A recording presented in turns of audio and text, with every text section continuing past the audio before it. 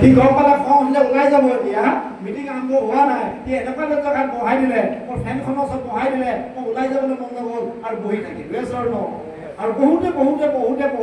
মই লাহেকৈ বিঅপিটো দেখিলোঁ পেচিভ ইনকম দেখিলোঁ আনলিমিটেড ইনকম দেখিলোঁ আৰু এংকৰজনে ইমান ধুনীয়াকৈ কথাখিনি ক'লে ছেমিনাৰসকলত যিখন ব্যক্তি আহিছে তেওঁলোকে এচিবাৰ ক'লে যেনেকৈ কথাখিনি ক'লে আৰু বহুত মানুহে গামোচা পিন্ধা দেখাৰ পিছত মোৰ বস্তুটোৰ প্ৰতি অকণ ভাল আৰু মৰম লাগিল য়েছ অৰ নো আৰু তাৰপিছত উত্তম চেতিয়া ছাৰ আহিছিল এখন মিটিঙত আৰু তেখেতৰ যেতিয়া বক্তব্যখিনি মই শুনিবলৈ পালোঁ তাৰপিছত সি বোলে চাই মই তালৈ নোচোৱা হ'লোঁ মই ওপৰলৈ চাবলৈ আৰম্ভ কৰিলোঁ য়েছ অৰ নো আৰু চাওঁতে কেনেকেনো 2:30 বাজিলে মই গমেই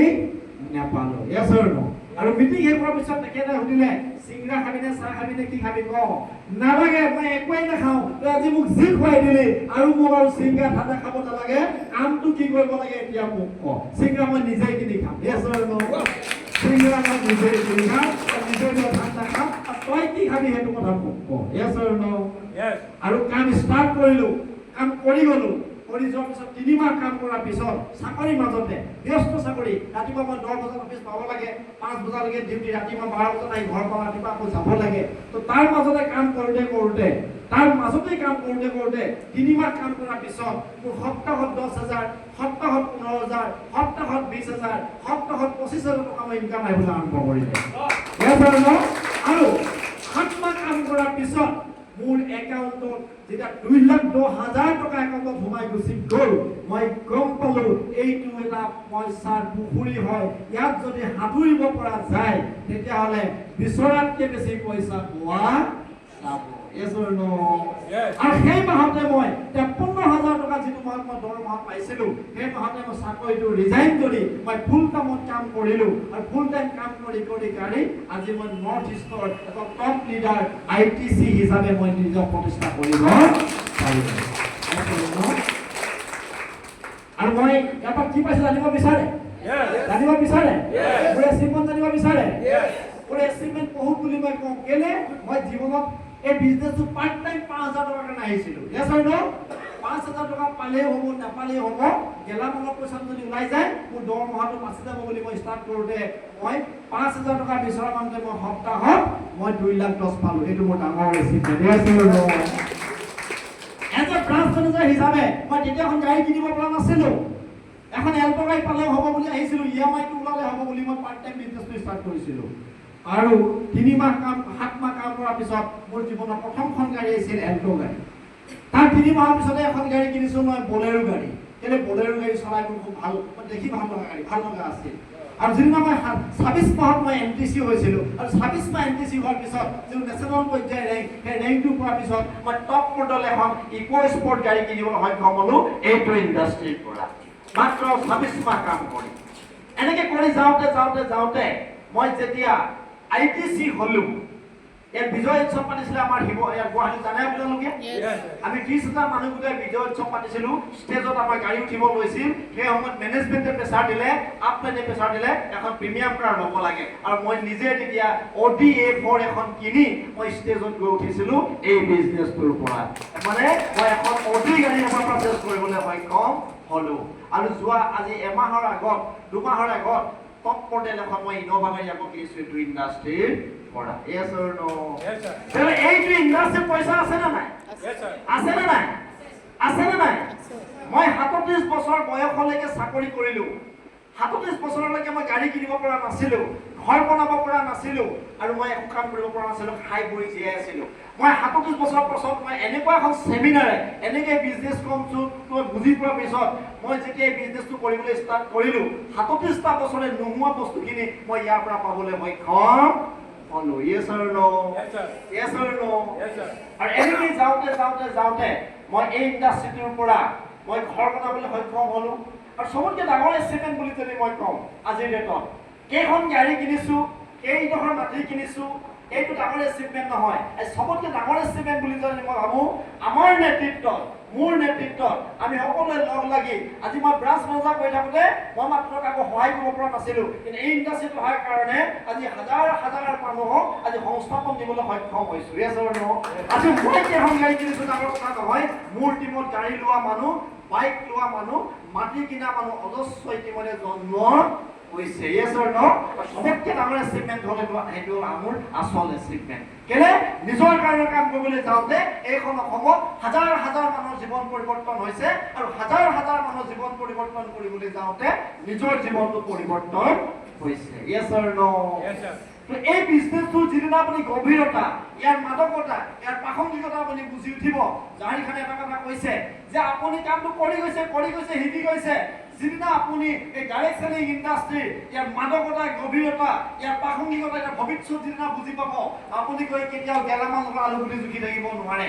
আপুনি কেতিয়াও চাকৰি দিও কলম চলাই থাকিব নোৱাৰে কাৰণ ইতিমধ্যে আপোনালোকে দেখিছে মই ব্ৰাঞ্চ মেনেজাৰ হৈ চাকৰি ৰিজাইন কৰিছো গুৱাহাটী হাতীপুৰৰ ছাৰ চিভিল ইঞ্জিনিয়াৰ হয় আজি চাকৰি এৰিয়াত চাকৰি মাজত এক কাম কৰি এনটিচি হৈছে কিয় সেই মানুহজনৰ পইচাৰ অভাৱ নাই জানে এজন ইঞ্জিনিয়াৰ চিভিল ইঞ্জিনিয়াৰ কিমান পইচা আছে কাৰণ এই বিজনেছৰ পাৱাৰ যি বুজিছে সি পাইলট হৈ এটামান জপিয়াই দিছে ডাক্তৰ চাকৰিটো এৰিয়াত নামিছে ইঞ্জিনিয়াৰ চাকৰিটো এৰি দিছে উকিল আহি আমাৰ লগত নামিছে কিয় যি এই বিজনেছটো ভালকে বুজি পাইছে কিয়নো জীৱনত যিখিনি বস্তু আমি বিচাৰো যিখিনি বস্তু বিচাৰি আমি চাকৰি কৰিছো যিখিনি বস্তু বিচাৰি আমি উকালতি কৰিছো যিখিনি বস্তু বিচাৰি আমি অন্য প্ৰফেশনত ঘূৰি ফুৰিছো তাতকে বহুত বেছি পাব পৰা এটা ইণ্ডাষ্ট্ৰি নামে হ'ল direct selling industry direct selling industry the direct selling industry সৰ্বসাধাৰণ মানুহে কি বুলি পায় জানিব বিচাৰে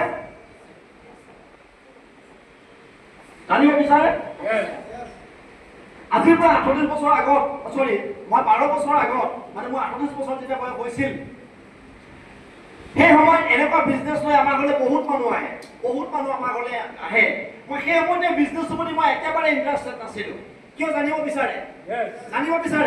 আজিও আমাৰ অসমীয়া মানুহে বিজনেছটো লেগ কৰে ঘৃণা কৰে মই ঘৃণা কৰিছিলোঁ কিয় আজিৰ পৰা 38 বছৰ 12 বছৰ আগত এই বিজনেছটো মই এটা চেইন চিষ্টেম বিজনেছ বুলি ভাবিছিলোঁ কি বুলি ভাবিছিলোঁ এটা চেইন চিষ্টেম বিজনেছ বুলি ভাবিছিলোঁ আৰু চেইন চিষ্টেম বিজনেছ মানে মই এটাই বুজি পাইছিলোঁ এইটো এটা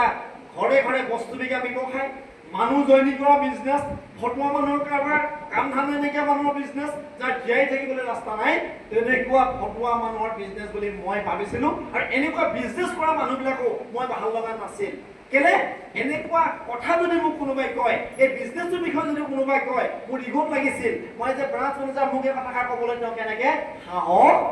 পালে yes or no yes sir আৰু মোৰ ভণ্টিৰ লগৰ ছোৱালীবিলাকে বিভিন্ন বিজনেছ লৈ আহে মোৰ লগৰ ল'ৰাবিলাক আহে মোৰ ৰিলেশ্যনৰ মানুহবিলাক আহে মই সদায় পলাই থাকোঁ আঁতৰি দিওঁ আৰু ৰাস্তাত যদি মই দেখোঁ তেনেকুৱা মানুহ মই হেলমেটটো এনেকৈ পেলাই পুৰা এক্সেলডাল লগাই দিওঁ বাইকখনত কিয় ৰাস্তাত দেখিলে তেখেতে মোক কথাটো আকৌ কামুৰিব পাৰে yes or no কেলে এই ইণ্ডাষ্ট্ৰিটোক বুজাই দিয়া কোনো স্কুল কলেজ নাই ডাক্তৰ বনাবলৈ স্কুল আছে ইঞ্জিনিয়াৰ উকিল বনাবলৈ স্কুল আছে কিন্তু ডাইৰেক্ট সেলিং ইণ্ডাষ্ট্ৰিটোক বুজাই দিবৰ কাৰণে গভৰ্ণমেণ্টৰ হাতত কোনো ধৰণৰ আঁচনি বা স্কুল কলেজ নাই yes or no এটা হাতলি মাৰি দিব নেকি স্কুল কলেজ নাই আৰু সেইকাৰণে আজিৰ সমাজখনত মই যেনেকৈ ভাবোঁ আজি গুৱাহাটীৰ প্ৰত্যেকজন মানুহে তেনেকেই ভাবে সকলো মানুহৰ কাম বুলি ভাবে yes or no হয় নে নহয় কিন্তু মই সেই সেমিনাৰখনত গৈ কি বুজি পালোঁ মই যেতিয়া বুজি পালোঁ ভাবিছিলোঁ কি বুলি যে চেইন চিষ্টেম মানুহ দিব লাগিব বস্তু দিব লাগিব এনেকুৱা কৰিব লাগিব আৰু সেই সময়ত মোৰ গুৰুজনৰ নাম থাকি গৈছে সেই আন কোনো নহয় মোৰ অতিকে শ্ৰদ্ধা অতিকে পৰমৰ এজন আন কোনো নহয় মিষ্টাৰ উত্তম কুমাৰ চেতিয়া ছাৰ ধৰিব লাগে ছাৰে কাজিৰঙালৈ মাতি আনি এটা কথা বুজাই দিলে যে হাজৰিকা আপুনি ভাবি থকা কথাটো ভুল এইটো কোনো চেইন চিষ্টেম মানুহ কামৰা মানুহ বুজোৱা ব্যৱসায় নহয় ডাইৰেক্ট সেলিং কি হয় মোৰ কনচেপ্টটো ক্লিয়াৰ হোৱা নাছিলে ছাৰে কনচেপ্টটো ক্লিয়াৰ কৰি দিলে কি বুলি কৈ দিলে জানিব বিচাৰে ছাৰে বুজাই দিলে যে হাজৰিকা এবছৰ দুবছৰ 3 বছৰ মেক্সিমাম 5টা বছৰ আপুনি কাম কৰাৰ পিছত আপুনি কাম কৰিলেও নকৰিলেও শুই থাকিলেও পঢ়ি থাকিলেও আপুনি ঘৰৰ পৰা ওলাই গ'লেও নগ'লেও আপোনাৰ একাউণ্টত লাখে লাখে টকা নিজে আহি থাকিব আৰু এদিন আপুনি নাথাকিলেও আপোনাৰ ইনকামটো আপোনাৰ পৰিয়ালৰ মানুহে পাই থাকিব তাকেই বোলে ডাইৰেক্ট সেলিং ইণ্ডাষ্ট্ৰি বুলি কয় yes or no মোৰ কোৱেশ্যন আহিল এই সময়ত এনেকুৱা কি প্ৰফেশ্যন আছে মাত্ৰ জীৱনত 5টা বছৰ কাম কৰাৰ পিছত আপুনি কাম কৰিলেও পইচা, নকৰিলেও পইচা, শুই থাকিলেও পইচা, মৰি থাকিলেও পইচা, ঘৰলৈ আহিয়েই থাকিব, আহিয়েই থাকিব, আহিয়েই থাকিব, আহিয়েই থাকিব, আহিয়েই থাকিব। এনেকুৱা প্ৰফেশ্যন কি আছে? এতিয়া ক'লে যে এটাই মাত্ৰ ইণ্ডাষ্ট্ৰি আছে ভাৰতবৰ্ষত, সেইটো হ'ল ডাইৰেক্ট চেলিং ইণ্ডাষ্ট্ৰি। আপুনি 5টা বছৰ কষ্ট কৰি ভাল ফাউণ্ডেশ্যন যদি আপুনি বনাব পাৰে, তেতিয়াহ'লে আপোনাৰ জীৱনত আপুনি পইচাৰ কাৰণে কাম কৰিব নালাগে, পইচাই আপোনাৰ কাৰণে কাম কৰিব। সেই ইণ্ডাষ্ট্ৰিৰ নামেই হ'ল ডাইৰেক্ট চেলিং ইণ্ডাষ্ট্ৰি। ইয়াতে